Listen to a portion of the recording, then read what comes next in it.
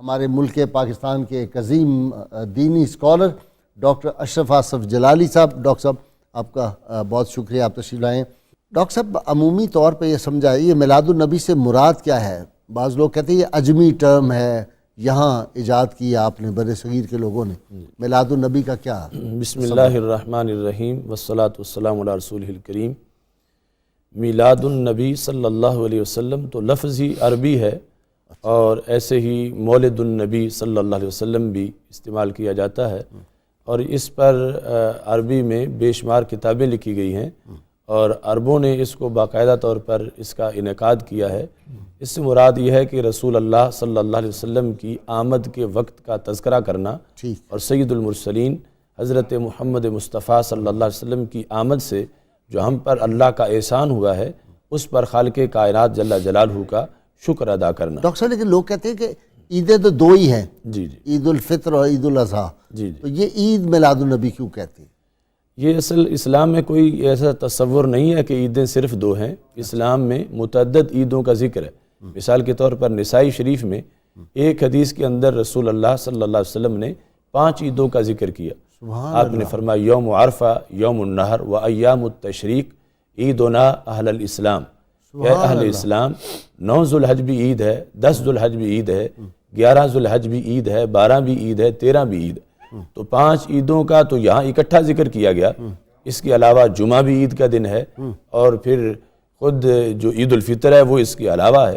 عید کا مطلب کیا ہوتا ہے؟ عید کا لغوی معنی تو ہوتا ہے کہ لوٹ کے کسی تہوار کا آنا. تو باقی یہ 12 ربیع الاول تو لوٹ کے آتے ہیں. جی جی. تو باقی جس میں جس قدر اللہ کا کوئی انعام ہوا ہے، اسی لحاظ سے اس دن کی عظمت ہے، اور پھر اس کو عید سے تعبیر کیا جاتا ہے. ڈاکٹر صاحب قرآن حکیم سے بھی اس کا ثبوت ملتا ہے، عید میلاد النبی کا، حدیث مبارکہ سے؟ جی جی. قرآن مجید دیگر انبیاء کا بھی کوئی ہے، ان کی پیدائش کا ذکر بھی ہے قرآن مجید برہان رشید میں رب ذوالجلال کا فرمان ہے قل بفضل اللہ وبرحمتہ فبذالک فلیفرحوا. سبحان اللہ. اے رسول اللہ صلی اللہ علیہ وسلم، آپ ان لوگوں کو ارشاد فرما دیں کہ اللہ کے فضل اور اس کی رحمت کے حصول پر یہ لوگ خوشیوں کا اظہار کریں. ٹھیک. اب شریعت ہم سے یہ چاہتی ہے کہ کچھ مقامات ایسے ہیں جہاں شریعت نے خوشی کرنے سے روکا. لا تفرح ان اللہ لا يحب الفارحین. یہ وہ ہے کہ جس وقت کوئی گناہ کا موقع اور کوئی خوشی کرنا چاہے یا کسی غلط انداز میں خوشی کرے تو اس سے شریعت نے روک دیا. لیکن جب کوئی اللہ کا فضل اور احسان ہے اس پر باقاعدہ رب ذوالجلال نے خوشی کرنے کا ہمیں حکم دیا ہے، اور پھر اس کا طریقہ بھی یہ ہے کہ وہ انداز شریعت کے منافی نہ ہو. یہ دیکھیں نا، پیدائش، میلاد، مولود پیدائش سے متعلق ہے. کیا پہلے بھی کوئی ہے اس طرح کے ثبوت ملتے ہیں کہ پیدائش کا ذکر قرآن حکیم میں ہے؟ قرآن مجید برہان رشید میں حضرت یحییٰ علیہ السلام کا تذکرہ کرتے ہوئے یہ کہا گیا وَسَلَامٌ عَلَيْهِ يَوْمَ وُلِدَ. اچھا، یہ سلام ان پر جس دن وہ پیدا ہوئے.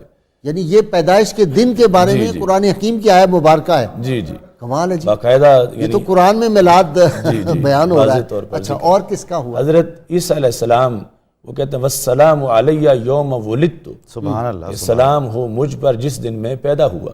یعنی خود اپنا میلاد منا رہے ہیں، خود اپنا میلاد. اور یہ تو قرآن پاک میں آ گیا ذکر منانے کا. حدیث میں بھی ہے. حدیث شریف میں ہمارے آقا صلی اللہ علیہ وسلم نے جب پیر کے دن کا ذکر کیا تو ہمارے آقا صلی اللہ علیہ وسلم نے فرمایا فیہ ولدت، اس دن میرا میلاد ہوا. وفیہ انزل علیہ، اس دن مجھ پر اللہ کی طرف سے وحی نازل کی. اچھا، یہ مجھے بتائیں، نبی کریم صلی اللہ علیہ وسلم کے بارے میں آتا ہے کہ آپ پیر کا روزہ رکھتے تھے ہمیشہ، جو معمول مبارک تھا. تو یہ کہیں یہ تو نہیں ضعیف حدیث میں آتا اور حدیث کی کتابوں میں نہ ہو؟ یہ تو مستند احادیث میں ہے اچھا، کہ رسول اللہ صلی اللہ علیہ وسلم پیر کے دن کا روزہ رکھتے تھے، اور اس کا سبب بھی یہ بیان کیا کہ میں روزہ کیوں رکھتا ہوں. صحابہ نے پوچھا جی دریافت کرانے پہ. جی جی. اچھا، کیا رسول اللہ صلی اللہ علیہ وسلم سے آپ نے جس وقت روزے کے بارے میں پوچھا دریافت کیا صحابہ نے؟ جی جی. تو آپ نے کہا کہ اس دن میں چونکہ میں پیدا ہوا اور اس دن مجھ پر وحی کا نزول کیا گیا، اس دن کے اعزاز میں اللہ کے شکر کی ادائیگی کے لیے میں روزہ رکھتا ہوں. اچھا، ایک تو اس سے یہ بھی ہے علامہ صاحب، آپ کی جو آپ فرما رہے ہیں کہ یہ تو ہر پیر کو میلاد منانا چاہیے. جی بالکل. بالکل وہ شیخ عیسیٰ ماننے ہیں تو یہ تو ہر پیر کو میلاد منایا گیا. کہ شیخ عیسیٰ مانے ہمارے وہ جو دبئی میں وزیر اوقاف تھے، ان سے کسی نے پوچھا حل نحتفل، کیا ہم میلاد منائیں؟ تو انہوں نے کہا نعم نحتفل فی کل سنہ وفی کل شہر وفی کل اسبوع وفی کل یوم وفی کل لمحہ. انہوں نے کہا ہم میلاد منائیں، ہر سال میں منائیں، ہر مہینے میں منائیں، ہر ہفتے میں، ہر دن میں، ہر گھنٹے اور ہر منٹ میں منائیں. دیکھیں نا، جو ہی بندہ کہے کہ نبی کریم صلی اللہ علیہ وسلم کی آمد مبارک ہوئی، حضور صلی اللہ علیہ وسلم اس دنیا میں تشریف لائے، تو یہ میلاد ہی ہے نا. جی جی ہے نا جی. حضور کا تذکرہ کسی بھی انداز میں. بالکل.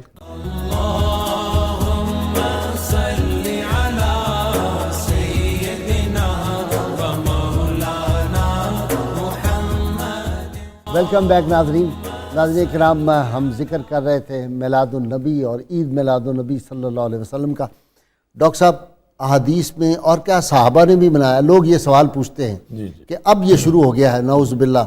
اور بعض سمجھ کی بات ہوتی ہے، میں کسی کو ایکیوز نہیں کرتا، یعنی یہ نہیں کہنا چاہیے کہ فلاں آدمی جو ہے وہ ہم سخت لفظ استعمال کریں. دیکھیے سمجھ کی بات ہے، کچھ لوگوں پہ کرم ہوتا ہے، ان کو سمجھ آ جاتی ہے، بعض کو نہیں سمجھ آتی، تو ہمیں بڑے محبت اور پیار سے ان کو سمجھانا چاہیے کہ یہ نعوذ باللہ کوئی بدعت نہیں ہے، یہ تو دن شاعر اللہ ہے، اللہ کی نشانیوں میں سے ایک نشانی. یہ فرمائیں کہ صحابہ نے ملایا میلاد. اس سلسلے میں صحیح مسلم شریف میں بڑی مستند حدیث موجود ہے. جی. بہقی نے اس کو شعب ایمان کے اندر بھی ذکر کیا ہے کہ ایک موقع پر مسجد نبوی شریف میں ایسا ہی اجتماع منعقد تھا، تو ہمارے آقا صلی اللہ علیہ وسلم جب وہاں تشریف لائے تو آپ نے صحابہ کرام رضی اللہ تعالی عنہم سے پوچھا ما اجلسکم، یہ جلسہ کیسا ہے، یعنی کس محبت نے تمہیں بٹھا رکھا ہے، موضوع سخن کیا ہے. وہ تو فرش پہ بیٹھ کے عرش کی خبریں دیتے ہیں، سبحان اللہ. لیکن آپ کے پیش نظر حکمتیں یہی تھیں کہ آج ہمارے میرے لیے سے میرے صحابہ جو جواب دیں گے میں تصدیق کروں گا، تو وہ قیامت تک کے لوگوں کے لیے ایک جواب بن جائے، تعلیم بن جائے، تعلیم ان کی ہو جائے گی. تو ہمارے آقا صلی اللہ علیہ وسلم نے جب یہ پوچھا تو صحابہ کرام رضی اللہ تعالی عنہم نے جواب دیا کہ جلسنا ندعو اللہ ونحمدہ علی ما ہدانا لدیننا ومن علینا بک. یعنی جواب کا خلاصہ یہ بنتا ہے کہ فضل رب العلا اور کیا چاہیے، مل گئے مصطفیٰ اور کیا چاہیے. ہم جلسنا بیٹھے ہیں، ندعو اللہ خدا کو پکار رہے ہیں، ونحمدہ اس کی تعریف کر رہے ہیں، علی ما ہدانا لدیننا کہ اس نے اس دین کی ہمیں ہدایت دی، ومن علینا بکا اور محبوب تمہارے صدقے ہم پہ کرم کیا. صلی اللہ علیہ وسلم. آپ صلی اللہ علیہ وسلم کی آمد سے جو ہم پر احسان ہوا ہے، ہم اس احسان کا ذکر کر کے اللہ کا شکر ادا کر رہے ہیں. سبحان تو رسول اللہ صلی اللہ علیہ وسلم کی جلوہ گری پر اللہ تعالیٰ کا شکر، یہی محفل میلاد ہے. صحابہ کرام رضی اللہ تعالیٰ عنہم جب اس موضوع کی محفل کا انعقاد کر رہے تھے، وہ جلسہ نہ فضائل نماز کا تھا، نہ مسائل زکوٰۃ کا تھا، کہ رسول اللہ صلی اللہ علیہ وسلم کی آمد پر اللہ کے شکر کی ادائیگی کا جلسہ تھا. تو ہمارے آقا صلی اللہ علیہ وسلم نے جب یہ جواب سنا تو آپ صلی اللہ علیہ وسلم نے صحابہ سے باقاعدہ اس پر حلف لیا کہ واقعی تم اس مقصد کے لیے بیٹھے ہوئے تھے. تو صحابہ کرام رضی اللہ تعالیٰ عنہم نے باقاعدہ قسم اٹھائی، واللہ ما جلسنا الا لذالک، خدا کی قسم ہم اسی مقصد کے لیے بیٹھے ہوئے تھے، ہمارا اور کوئی مقصد نہیں تھا. اس پر ہمارے آقا صلی اللہ علیہ وسلم نے صحابہ کرام رضی اللہ تعالیٰ عنہ سے جو حلف لیا، چونکہ اس پر بھی کہہ سکتا تھا کہ اگر انہیں پتا تھا تو حلف کیوں لے رہے تھے، اگر اتنا علم تھا تو آپ نے اسی محفل میلاد میں اس اعتراض کا جواب بھی دیا. فرمایا لم استحلفکم تہمہ، جو میں نے آپ سے حلف لیا ہے وہ شک کی بنیاد سے حلف نہیں لیا، مجھے یقین تھا کہ جو تم نے بتایا واقعے کے مطابق وہی ہے، لیکن اصل میں تمہارا ایک انعام آیا ہوا تھا میرے پاس، میں اس کو بانٹنے سے پہلے تم سے اقرار کروا رہا تھا. جاءنی جبریل فاخبرنی ان اللہ یباہی بکم الملائکۃ، تمہارے اس جلسے پر رب ذوالجلال نے سدرہ سے جبریل علیہ السلام کو میرے پاس بھیجا ہے، اور جبریل علیہ السلام مجھے بتا کے گئے ہیں ان اللہ یباہی بکم الملائکۃ، کہ رب ذوالجلال تمہارے اس جلسے کی بنیاد پر فرشتوں کے سامنے فخر کر رہے، اللہ فخر کر رہا ہے کہ میرے محبوب کا تذکرہ ہو رہا ہے. دوسرے لفظوں میں کہ اے فرش زمین پر محفل میلاد منانے والو، عرش بری پہ رب تمہیں یاد کر رہا ہے. خالق کائنات کی طرف سے باقاعدہ فخر کیا گیا اس اجتماع پر جو صحابہ کرام رضی اللہ تعالی عنہم نے سرور کونین حضرت محمد مصطفیٰ صلی اللہ علیہ وسلم کی آمد پر اللہ کے شکر کی ادائیگی کے لیے جس کا انعقاد. سبحان. ڈاکٹر صاحب محفل میلاد اللہ کریم فخر کر رہے ہیں اپنے بندوں پر کہ تم میرے محبوب کا ذکر کر رہے ہو صلی اللہ علیہ وسلم, اور یہ قیامت تک اللہ کریم فخر کرتے رہیں گے. اور یہ سعادت مجھے اور آپ کو, ہم سب جو یہاں بیٹھے ہیں اور جو ناظرین سن رہے ہیں, ان پہ بھی اللہ کریم اسی طرح فخر کر رہے ہیں جو محبت سے سنے گا. میں جو ایک برباد تھا آباد رکھا ہے مجھے. ڈاکٹر صاحب آپ تو بہت بڑے شاعر ہیں, میں ٹوٹے پھوٹے کبھی کبھی بہت خوشی کہا کہ میں جو ایک برباد تھا آباد رکھا ہے مجھے, اور عمر بھر عشق نبی نے شاد رکھا ہے مجھے. واہ سبحان اللہ. غازی کے دن اور غازی کی راتیں اللہ کا ذکر اور محمد کی باتیں صلی اللہ علیہ وسلم. جی ڈاکٹر صاحب فرمائیں, صالحین امت, آپ نے صحابہ کا بیان فرما دیا, معمول یہ رہا. اچھا سیدنا صدیق اکبر تو کہتے ہیں کہ 12 ربیع الاول کو قربانی دیتے تھے, اونٹوں کی قربانی دیتے تھے اس خوشی کے موقع پر, یہ بھی میں نے پڑھا ہے کتابوں. صالحین امت کا کیا رہا؟ اس سلسلے میں حضرت حسن بصری رضی اللہ تعالی عنہ وہ فرماتے ہیں, لو کان علی مثل احد ذهبا لانفقته علی مولد الرسول صلی اللہ علیہ وسلم. اگر میرے پاس احد پہاڑ جتنا سونا ہو تو میں سارے کا سارا رسول اللہ صلی اللہ علیہ وسلم کا میلاد منانے پر خرچ کر دوں. اللہ, اس قدر ان کے نزدیک اس میں مرتبہ و مقام ہے, اور اس میں جلالت قدر ہے کہ وہ اپنی محبتوں کا اظہار کرتے ہوئے سرور کونین حضرت محمد مصطفیٰ صلی اللہ علیہ وسلم کے ذکر کا اس طرح آگے تسلسل اس کو قائم کرنا چاہتے. ڈاکٹر صاحب اس کی برکات بھی ہوتی ہے. ہاں بالکل, اتنا خرچ ہو جائے تو نقصان نہیں ہو جاتا. ہاں یعنی یہ وہ چیز ہے کہ جس سے کئی گنا زیادہ انسان کو واپسی ہوتی ہے اور اس میں اضافہ ہوتا ہے. ٹھیک. اور یہ یعنی برکتیں ایسی ہوتی ہیں کہ حضرت سبی سکتی رحمہ اللہ تعالیٰ کہتے ہیں کہ من قصد الی موضع یقرأ فیہ مولد النبی صلی اللہ علیہ وسلم فقد قصد روضۃ من ریاض الجنہ, کہ جہاں محفل میلاد ہو رہی ہے, خواہ وہ گلی ہے, چوک ہے, کوئی ہال ہے, مسجد ہے, جو شخص اس جگہ کی طرف جانے کا ارادہ کر رہا ہے تو وہ کہتے ہیں وہ روضۃ من ریاض الجنہ, جنت کے باغوں میں سے ایک باغ میں جانے کا ارادہ کر رہا ہے.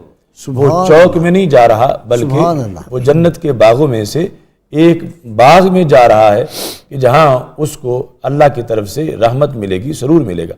اور اس پر انہوں نے دلیل دیتے ہوئے یہ باقاعدہ حدیث ذکر کی. انہوں نے کہا کہ چونکہ وہ صرف اور صرف محبت رسول صلی اللہ علیہ وسلم کی وجہ سے اس جگہ کا اس نے قصد کیا ہے, اس جگہ سفر کر کے وہ جانا چاہتا ہے, اور رسول اللہ صلی اللہ علیہ وسلم کا فرمان ہے من احبنی کان معی فی الجنہ, کہ جس نے مجھ سے محبت کی وہ میرے ساتھ جنت میں ہوگا. المرء مع من احبہ, کہ بندہ اس کے ساتھ ہے جس سے وہ پیار کرے. تو اس بنیاد پر انہوں نے کہا جب ذکر رسول صلی اللہ علیہ وسلم اور محبت رسول علیہ السلام کے پیش نظر وہ اس جگہ کی طرف سفر کر رہا ہے تو یقیناً یہی کل اس کے جنت میں جانے کا باعث بنے گا. ڈاکٹر صاحب ایک یہ بھی میں نے دیکھا ہے کہ مثلا نعت پڑھ رہے ہیں نا, بیچ میں عجیب و غریب سی آوازیں ڈال دیتے ہیں وہ موسیقی کے ذریعے, جیسے وہ اللہ اس طرح کی عجیب, وہ مجھے تو نہیں اچھا لگا. ابھی میں پچھلے دنوں ایک تقریب میں گیا تھا, ہمارے ایک بار میں گیا ہوا تھا, تو مجھے تو بہت عجیب لگا. وہ یہ جو ڈاکٹر صاحب پیچھے مختلف آوازیں مکس کر دیتے ہیں, یہ بھی درست نہیں ہے. اس پر ہم نے فتویٰ دیا تھا, پرنٹ کر کے شائع کیا, تقسیم کیا. مجھے تو بڑی تکلیف ہوئی. 7-8 سال پہلے سے دیکھیں نا, سیدنا حسان بن ثابت, عبداللہ بن رواحہ رضی اللہ تعالیٰ, حضرت کعب, سبحان اللہ اکبر, کتنے بڑے نعت خوان, نعت گو, شاعر. تو وہ رسول اللہ صلی اللہ علیہ وسلم کی بارگاہ میں نعت پڑھے تو اس طرح کی آوازیں نکالتے ہیں؟ ہرگز نہیں. ہاں ڈاکٹر صاحب, یہ جو لوگ چیخ کے تقریریں کرتے, اتنی اونچے کان پھٹتے ہیں, میرا خیال یہ بھی ٹھیک نہیں. آپ جیسا انداز رہنا چاہیے. ڈاکٹر اشرف آصف جلالی صاحب, آپ کا بہت شکریہ, آپ تشریف لائے.